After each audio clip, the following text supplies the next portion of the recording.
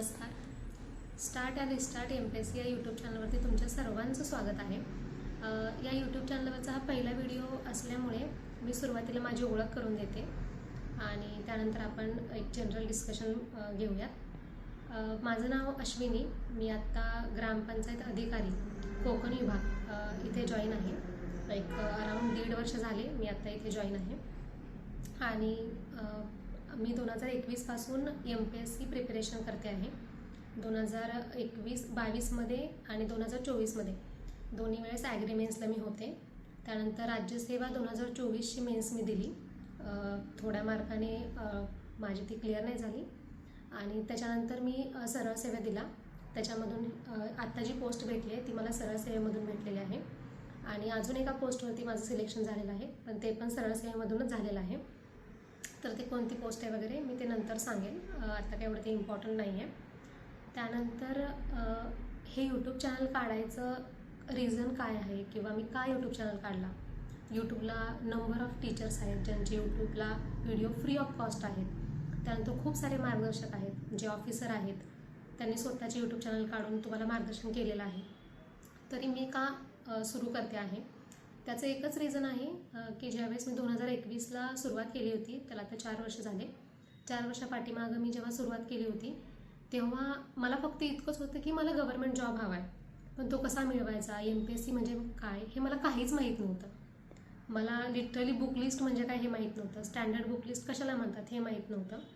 तर ते माझ्या चॅनलचं नाव मी खूप विचार करून ठेवलेलं आहे. स्टार्ट म्हणजे ज्यांनी विचार करतायत की मला गव्हर्नमेंट जॉब करायचा आहे, मला ह्या क्षेत्रामध्ये जायचं आहे, मला MPSC द्यायचे आहे, त्यांच्यासाठी हा चॅनल खूप उपयुक्त असेल. आणि जे माझ्यासारखे 4 वर्ष 5 वर्ष 6 वर्ष ज्यांनी प्रिपरेशन केलेलं आहे त्यांच्यासाठी पण हा उपयुक्तच असेल चॅनल.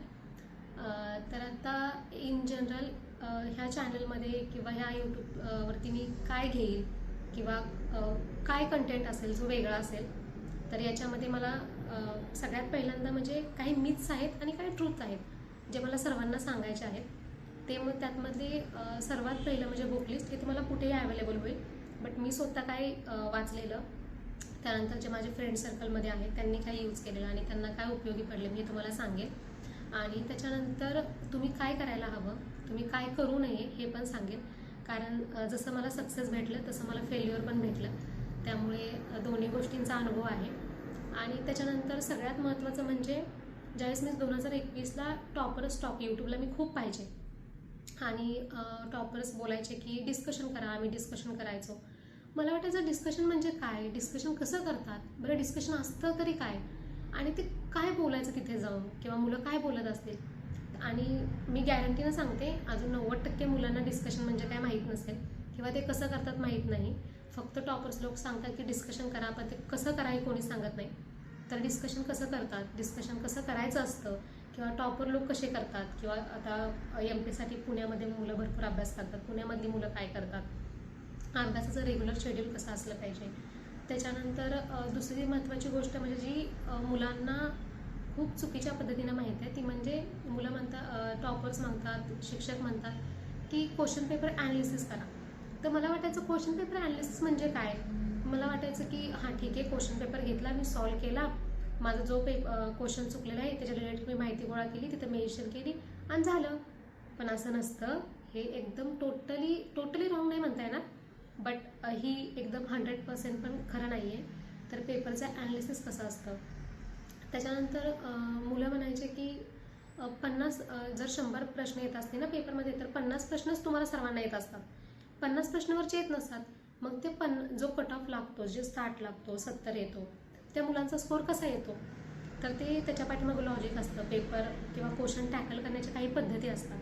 तर मी हे पण तुम्हाला सांगेल. मी जसा मला वेळ भेटेल आणि जसं सर्व पुढे ठरेल त्याच्यानुसार मी पेपर सॉल्व करायचं, कसं ॲनालिसिस करायचं, क्वेश्चनचं कसं ॲनालिसिस झालं पाहिजे, पुस्तकं कशी वाचली गेली पाहिजेत, कोणतीच वाचली गेली पाहिजेत. अजिबात फापट पसारा वाचायची गरज नाही, अजिबात खूप सारे पुस्तकं वाचायची गरज नाही. प्रत्येक विषयाला एक पुस्तक सफिशियंट असतं. जास्त मी एका विषयासाठी 2 वापरतो, 3 वापरतो, काहीच गरज नाही आहे त्याची. तर मी हे तुम्हाला सांगेल. आणि बस जे अजून तुमचे काही प्रॉब्लेम असतील, तुम्हाला काही समजत नसेल, काहीही असेल, कारण मला माहिती आहे प्रत्येक सुरुवात खूप अवघड असते. आणि माणूस शून्यातनं सुरुवात करतो. मीही काही काळापूर्वी मलाही काही समजत नव्हतं आणि आता समजत आहे, कारण आता भरपूर दिवस झाले या प्रोसेसमध्ये आहे. तुम्हाला फॉर्म भरायला जमत नसेल, मी ते पण सांगेल की अशा मला बऱ्याच मुली आहेत ज्या आत्ता मी जेव्हा इथे जॉबला आले, मला बऱ्याच मुलींनी आणि मुलांनी माझ्यापर्यंत रीच आउट करायचा प्रयत्न केला. फॉर्म कसे भरायचे माहीत नाहीत, फॉर्म कसा भरायचा असतो, काय भरायचा असतो. त्याच्यानंतर अभ्यास 2 वर्ष एक मुलगा मला भेटला जो 2 वर्ष झाला अभ्यास करतो आहे, बट त्याला अजून स्टँडर्ड बुक लिस्ट माहीत नाही आहे. कारण यूट्यूबला खूप सारे गायडन्स आहेत आणि त्याच्यामुळे मला असं वाटलं की बोलावं. ॲटलिस्ट याचा फायदा 1 ते 2 लोकांना झाला तरी सफिशियंट आहे आणि बस तेवढंच. आणि हे चॅनल सुरू करण्यामागे किंवा मी किती दिवसापासून MPSC करते हे इतकंच होतं माझ्याकडे. त्यानंतर आता मी तुम्हाला स्टँडर्ड बुक लिस्ट काय असते ते सांगते. आपण book list in general discuss करूयात, राज्यसेवेसाठी, कंबाईनसाठी आणि ग्रुप सीसाठी, आणि मी सरळ सेवेसाठी पण सगळ्यात शेवटी सांगेलच. ह्या सगळ्याची एक कंबाईन बुक लिस्ट आहे जी मी स्वतः यूज केली होती. तर त्याच्यामध्ये एखादं बुक समजा फक्त स्पेसिफिकली राज्यसेवेच्या मुलांसाठीच असतं, ते कंबाईनच्या किंवा ग्रुप सीच्या मुलांनी नाही केलं तरी चालतं. तर मी तसं मेन्शन करेन, तसं तुम्ही जे लिहून घेताय त्यांनी लिहून घ्या किंवा मी यूट्यूबला याचा फोटो टाकेलच.